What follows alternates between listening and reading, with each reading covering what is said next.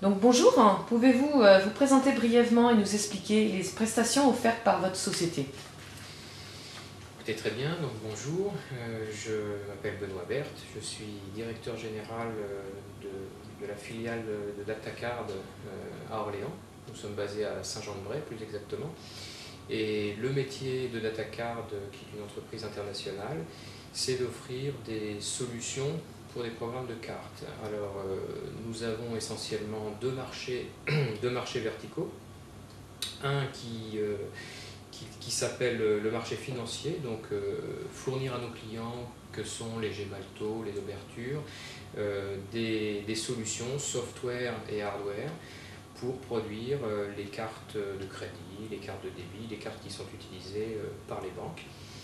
Deuxième axe de travail pour Datacard à l'international, les programmes gouvernementaux où l'on aide les clients à produire leur carte d'identité nationale, la carte vitale pour la France et des cartes de permis de conduire, enfin toutes sortes de cartes d'émanation gouvernementale. D'accord. Vous faites aussi partie des fondateurs du pôle Necoe.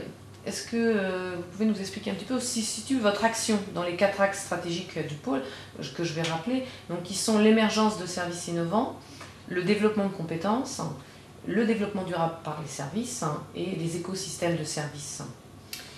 Alors, mon action personnelle sur ces 3 axes est ciblée essentiellement sur les 3 premiers.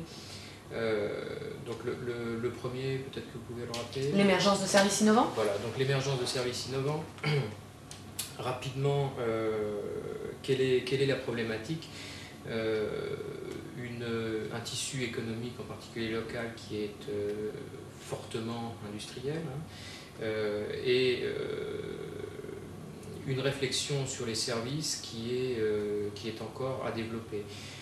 Tout le monde conçoit parfaitement que la logistique est un service, que le nettoyage est un service, que la maintenance est un service. Maintenant, comment développer des services à plus forte valeur ajoutée autour de ce tissu industriel? Donc voilà, comment aider les entreprises à identifier les potentiels futurs services, comment les tester, comment les introduire sur le marché avec des démarches qui sont parallèles aux démarches de lancement de produits que l'on trouve dans l'industrie, mais adaptées au lancement de services, à l'identification des potentiels, aux tests et à la valorisation de ces services. Donc ça, c'est la première activité. Vous pouvez rappeler le développement des compétences. Alors, le développement des compétences, un des challenges sur ce développement de services, c'est que pour parvenir à identifier et à lancer des services à valeur ajoutée, une des difficultés, c'est de trouver des profils adaptés. Parce que bien évidemment, pour lancer un service à valeur ajoutée, il faut des compétences techniques initiales. Par exemple, on a besoin d'ingénieurs quand on lance des services à valeur ajoutée autour de produits industriels, mais il faut également des compétences horizontales, comme la gestion de projet, la compréhension de problèmes d'acceptabilité des nouveaux services, donc la dimension sociologique, psychologique. Et donc, trouver ces profils généralistes sur le marché, ça n'est pas si évident que ça. Donc on est en réflexion avec plusieurs entreprises sur la définition d'un tronc commun et idéalement le lancement d'une formation pour créer, à partir de formations initiales comme les formations d'ingénieurs ou des formations d'écoles de commerce, finaliser ces formations pour donner des compétences plus larges et qui permettent d'avoir des acteurs préformés pour développer ces nouveaux services à valeur ajoutée.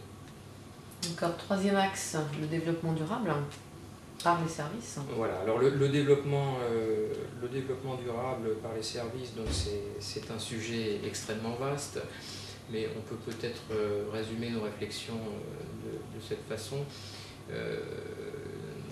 Donc développement durable, bien sûr, il y a la dimension, on trouve la dimension écologique derrière ce thème qui est un peu à la mode.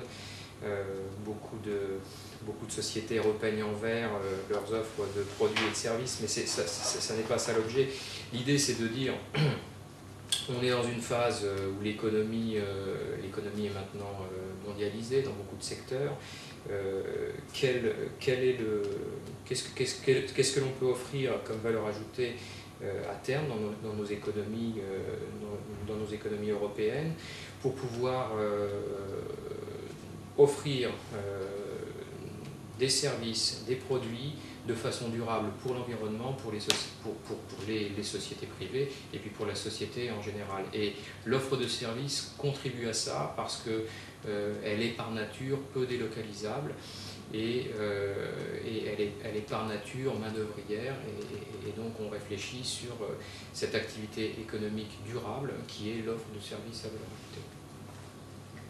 Concernant le quatrième axe, donc les écosystèmes, vous êtes moins impliqués? Alors sur les écosystèmes, oui, je suis personnellement moins impliqué, mais certains autres membres fondateurs contribuent à cette réflexion et à ces travaux. D'accord, on aura l'occasion de leur demander leur avis également. Voilà, pour vous, donc, quelles sont les pistes les plus prometteuses du pôle Nekoe dans l'avenir?